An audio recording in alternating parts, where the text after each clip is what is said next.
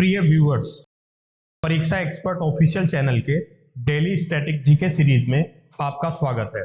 इस सीरीज में हम प्रतिदिन आपके लिए UPSC, state PSC, SSC, RRB banking तथा विविध परीक्षाओं से संबंधित 10 प्रश्न व्याख्या सहित लेकर प्रस्तुत होंगे। हम आशा करते हैं कि ये प्रश्न आपकी परीक्षाओं की तैयारी में सहायक सिद्ध होंगे। चलिए शुरू करते हैं पहले क्वेश्चन से। निम्नलिखित में से किस चोल शासक को चोल गंगम नामक वृहद कृत्रिम झील बनाने का श्रेय दिया जाता है? ऑप्शन ए राजराज प्रथम, ऑप्शन बी राजेंद्र प्रथम, ऑप्शन सी राजराज द्वितीय, ऑप्शन डी राजाधिराज। इसका सही आंसर है ऑप्शन बी राजेंद्र प्रथम। चलिए एक्सप्लेनेशन देख लेते हैं। राजराज प्रथम की मृत्यु के बाद उसका योग्यतम पुत्र राजेंद्र प्रथम सम्राट बना। उसने विस्तारवादी नीति का पालन करते हुए गंगा घाटी पर आक्रमण करके पाल शासक महिपाल को पराजित किया तथा गंगईकोंड की उपाधि धारण की। उसने अपनी नवीन राजधानी गंगईकोंड चोलपुरम की स्थापना करके राजधानी के निकट ही चोल गंगम नामक विशाल कृत्रिम झील का निर्माण किया।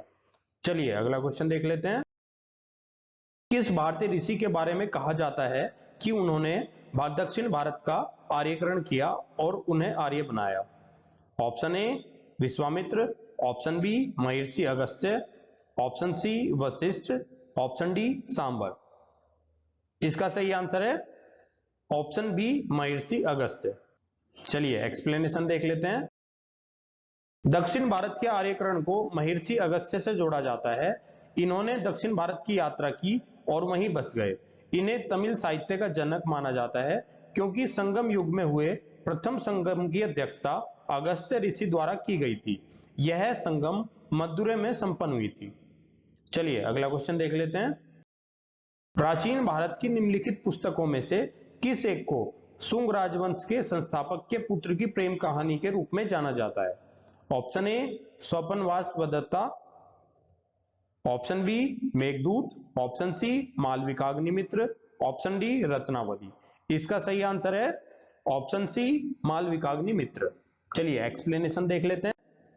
मालविकाग्निमित्र कालिदास द्वारा लिखा गया 5 अंकों का नाटक है जो मालविका और पुष्यमित्र शुंग के बेटे अग्निमित्र की प्रेम कथा पर आधारित है। चलिए अगला क्वेश्चन देख लेते हैं। निम्नलिखित में से किसने राष्ट्रकूट साम्राज्य की नींव रखी? Option A Amoghavarsha first, option B Dantidurga, option C Dhruva, option D Krishna प्रथम। इसका सही आंसर है ऑप्शन बी दंती दुर्ग। चलिए एक्सप्लेनेशन देख लेते हैं। राष्ट्रकूट साम्राज्य की स्थापना दंती दुर्ग ने 736 ईस्वी में की थी। शुरुआत में वे कर्नाटक के चालुक्य राजाओं के अधीन थे। राष्ट्रकूट साम्राज्य की राजधानी मान्यखेत थी। राष्ट्रकूट वंश के प्रमुख शासक थे कृष्ण प्रथम, ध्रुव, गोविंद तृतीय, अमोघवर्ष, कृष्ण द्वितीय आदि। नेक्स्ट क्वेश्चन देख लेते हैं। अंगदेव किस वंश से संबंधित था? ऑप्शन ए चंदेल वंश, ऑप्शन बी पाल वंश, ऑप्शन सी कलचुरी वंश, ऑप्शन डी कर्नाट वंश। इसका सही आंसर है ऑप्शन ए चंदेल वंश। चलिए एक्सप्लेनेशन देख लेते हैं। जेजा भुक्ति के चंदेलों में थंगदेव सबसे प्रसिद्ध एवं शक्तिशाली राजा थे। थंगदेव ने जिननाथ, विश्वनाथ एवं वैद्यनाथ मंदिर का निर्माण करवाया। कंदरिया महादेव का निर्माण भी थंगदेव द्वारा 999 ईस्वी में किया गया। थंग ने गंगा जमुना के संगम पर शिव की आराधना करते हुए अपना शरीर का त्याग कर दिया था। चलिए अगला क्वेश्चन देख लेते हैं। मध्यकाल में लड़े गए युद्धों को कालक्रम के अनुसार व्यवस्थित कीजिए व नीचे दिए गए कूट से सही उत्तर का चयन कीजिए। नंबर 1 चंदावर का युद्ध, नंबर 2 तराइन का युद्ध, नंबर 3 पानीपत का युद्ध, नंबर 4 खातौली का युद्ध। Option A 2143, option B 2341, option C 4321, option D 3214। इसका सही आंसर है ऑप्शन ए 2143। चलिए एक्सप्लेनेशन देख लेते हैं। युद्धों का क्रम इस प्रकार है। नंबर 1 तराइन का प्रथम युद्ध 1191 ईस्वी में हुआ। तराइन का द्वितीय युद्ध 1192 ईस्वी में हुआ। चंदावर का युद्ध 1194 ईस्वी में हुआ। पानीपत का युद्ध प्रथम युद्ध 1526 ईस्वी में हुआ। खातौली का युद्ध 1517 ईस्वी में हुआ।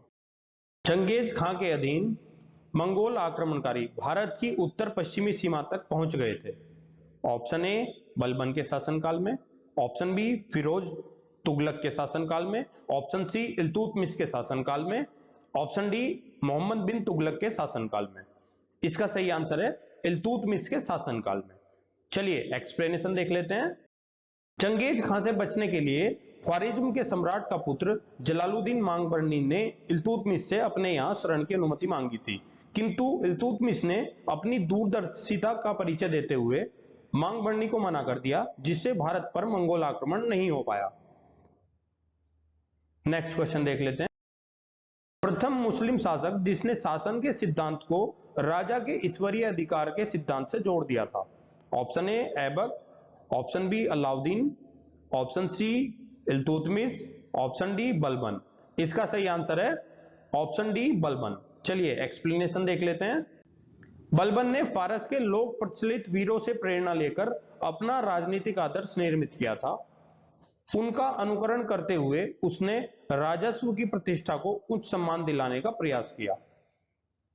बलबन के अनुसार राजा को धरती पर ईश्वर नियामत खुदाई माना गया।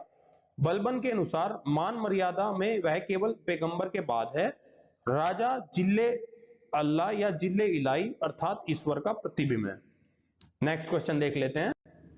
अलाउद्दीन खिलजी द्वारा नियुक्त परवाना नवीस नामक अधिकारी था। ऑप्शन ए वस्तुओं को परमिट जारी करने वाला अधिकारी, ऑप्शन बी बाजार का अधीक्षक, ऑप्शन सी व्यापारियों पर नियंत्रण रखने वाला, ऑप्शन डी उपयुक्त में से कोई नहीं। इसका सही आंसर है वस्तुओं को परमिट जारी करने वाला अधिकारी। चलिए एक्सप्लेनेशन देख लेते हैं। अलाउद्दीन खिलजी द्वारा नियुक्त परवाना ए नवीस नामक अधिकारी वस्तुओं का परमिट जारी करता था, जिसके कारण बाजार में वस्तुओं की आपूर्ति को नियंत्रित करने में मदद मिलती थी। चलिए अगला क्वेश्चन देख लेते हैं।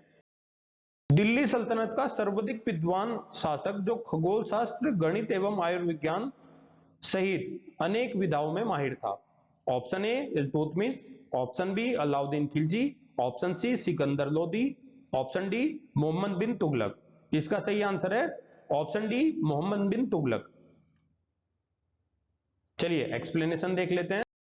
मध्यकालीन सभी सुल्तानों में मोहम्मद बिन तुगलक सर्वाधिक विद्वान एवं शिक्षित शासक था। वह खगोल शास्त्र, गणित एवं आयुर्विज्ञान सहित अनेक विधाओं का ज्ञाता था। प्रिय व्यूअर्स, हम आशा करते हैं कि ये वीडियो आपको अच्छी लगी होगी। कृपया अपने फीडबैक एवं सजेशंस कमेंट बॉक्स में दें। हम आपके सजेशंस के अनुसार वीडियो को और बेहतर बनाने का प्रयास करेंगे।